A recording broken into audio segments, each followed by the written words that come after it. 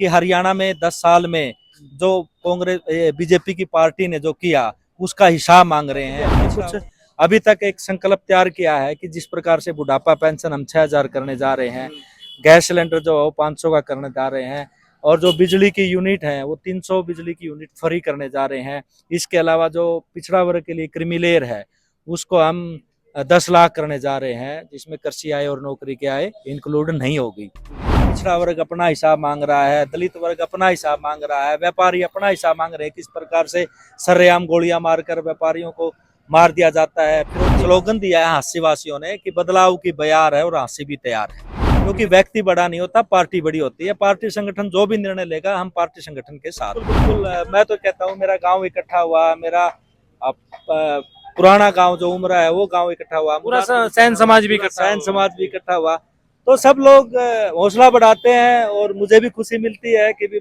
मुझे ऊर्जा मिलती है और ज्यादा काम करने का साहस मुझे मिलता है। और हम काम कर रहे हैं पार्टी के लिए, और मुझे उम्मीद है कि आने वाले समय में जो कांग्रेस है पूर्ण बहुमत से सरकार बनाएगी, और उस सरकार में हर किसी की भागीदारी होगी, हर समुदाय की भागीदारी होगी। आप सभी दर्शकों को बहुत बहुत नमस्कार। मेरा नाम है मुकेश माही। आज एक पहुंचे हैं बरसिकेट के अंदर जो है वो योगेंद्र योगी अपनी एक पूरी टीम के साथ जो है प्रचार जो है पार्टी का वो करने चले हैं। किस प्रकार का क्या प्रचार है, क्या उनका अभियान है, बात करेंगे और डिटेल से जानने की कोशिश करेंगे कि कैसे जो एक पैदल यात्रा के माध्यम से, पैदल यात्रा अभी कुछ समय पहले दीपेंद्र हुड्डा के द्वारा भी की गई थी, लेकिन योगेंद्र योगी जो है वो अपनी एक यात्रा के माध्यम से पार्टी का प्रचार और कैसे जन जन तक पहुंचा रहे हैं, डिटेल से जानेंगे। इसी प्रकार जुड़े रहें। योगेंद्र योगी मिल चुके हैं, हाथों में पूरे के पूरे जो संकल्प पत्र हैं कांग्रेस के वो लिए हुए हैं। भाई से बात करें। योगी भाई कैसे हो? मैं ठीक हूँ भाई साहब, और आपके सिटी फर्स्ट न्यूज के सभी दर्शकों को मेरी राम राम नमस्कार जी, आज मैं देख रहा हूँ कि बरसिकेट से लगे थे, पूरे शहर के अंदर राम राम कर रहे हो, क्या आयोजन है या कुछ वैसी पार्टी का प्रचार चल रहा है? नहीं भाई साहब, अभी हमारी पार्टी ने एक तो सुझाव आमंत्रित किए हैं, हमारा मैनिफेस्टो तैयार हो रहा है भी किस प्रकार की योजनाएं बने कांग्रेस जब सरकार आए, और वो योजनाएं आम जनमानस की भावनाओं के अनुसार हों, और उसके लिए हम सुझाव आमंत्रित कर रहे हैं। कोई भी सुझाव दे सकता है? हाँ, कोई भी सुझाव मैं भी दे सकता हूँ या आम बंदा कोई व्यापारी है, कोई कर्मचारी है, कोई मजदूर है, दलित है, पिछड़ा है, कोई भी किसी भी प्रकार का, हर पार्टी से जुड़ा हुआ कोई जरूरी नहीं है, कोई भी बंदा अपनी राय दे सकता है। अपनी राय दे सकता है। अगर उसकी राय वाजिब होगी तो हम अपने मैनिफेस्टो में उसको डालेंगे। नंबर एक बात तो ये थी। दूसरा ये था कि भी हमने कुछ अभी तक एक संकल्प तैयार किया है कि जिस प्रकार से बुढ़ापा पेंशन हम 6,000 करने जा रहे हैं, गैस सिलेंडर जो है वो 500 का करने जा रहे हैं, और जो बिजली की यूनिट है वो 300 बिजली की यूनिट फ्री करने जा रहे हैं। इसके अलावा जो पिछड़ा वर्ग के लिए क्रीमीलेयर है उसको हम 10 लाख करने जा रहे हैं, जिसमें कृषि आय और नौकरी की आय इंक्लूड नहीं होगी।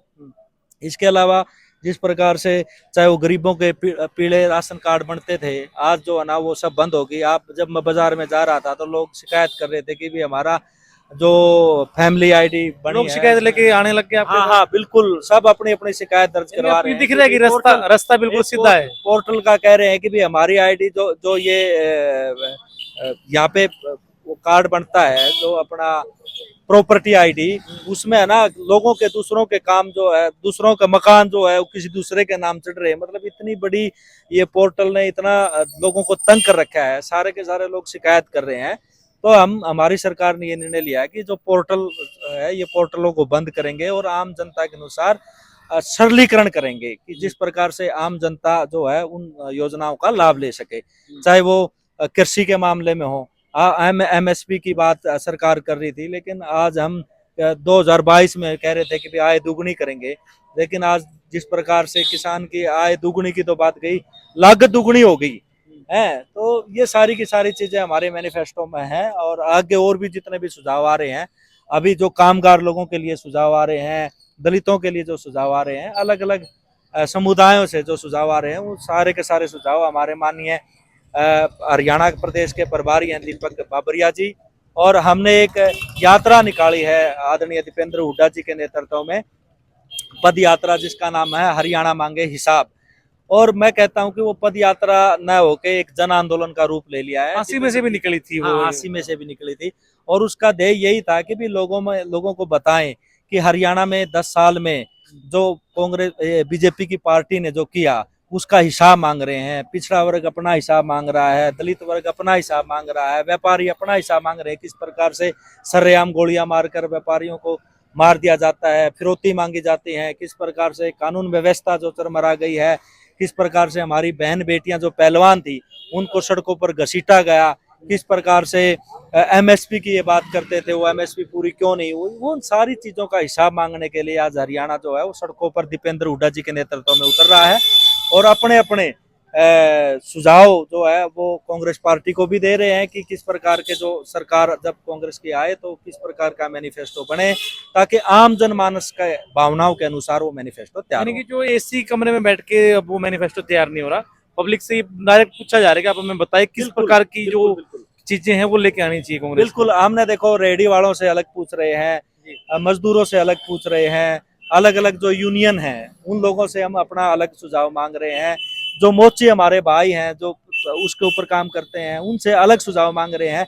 देखिए जो मध्यम परिवार है वो तो फिर भी कुछ जानते हैं, लेकिन जो आम जो गरीब आदमी है, जो बिल्कुल अंतिम पंक्ति में जो बैठा व्यक्ति है, उसके लिए क्या योजनाएं बने, उसके लिए किस प्रकार की योजनाएं बने ताकि उन योजनाओं का लाभ उसको उस तक डायरेक्ट पहुंच सके। इस तरह के जो है एक विजन लेके कांग्रेस पार्टी चल रही है और उस तरह के सुझाव जो है हमने आमंत्रित कर रहे हैं ताकि आने वाले समय में हर आदमी ये विश्वास करे कि कांग्रेस पार्टी जब बनेगी तो हमारा अपना सरकार बनेगी और हमारी भावनाओं के अनुसार काम करेगी। पद यात्रा हांसी से निकली, उससे पहले भी आप लोगों से बात कर रहे थे।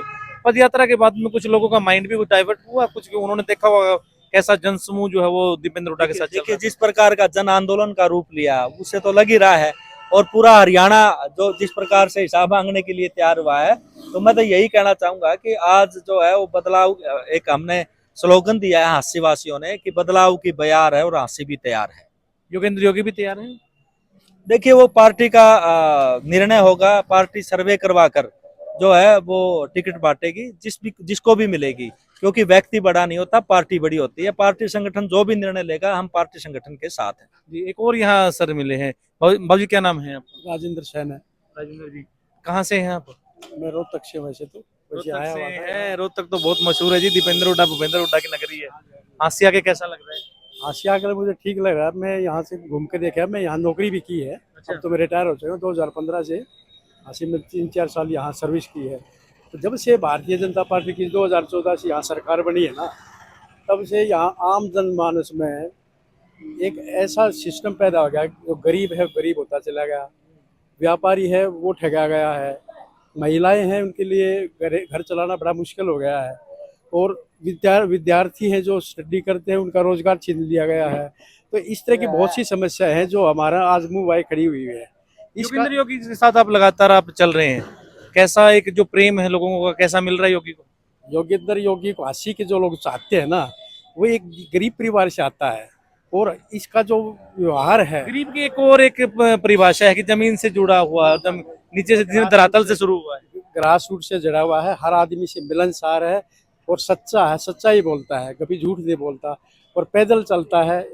इसलिए आर्थिक तौर पर मजबूत नहीं है, फिर भी जनता ने फैसला कर लिया, हांसी के लोगों ने, कि आप चुनाव लड़िए, हम आपके साथ हैं। जी साथ है। तो देखिए बाबूजी ने भी कह दिया, रोहतक से आए, इन्होंने कह दिया जनता साथ है।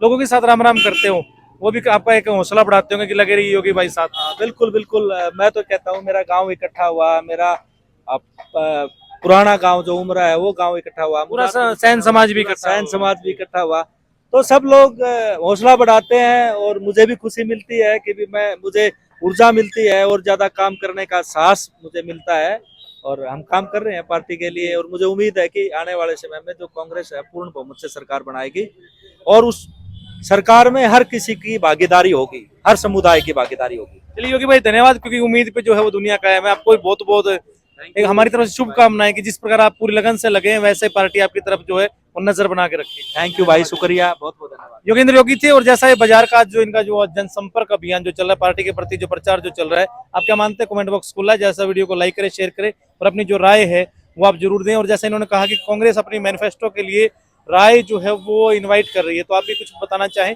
बता सकते हैं। नमस्कार, जय हिंद, जय भारत।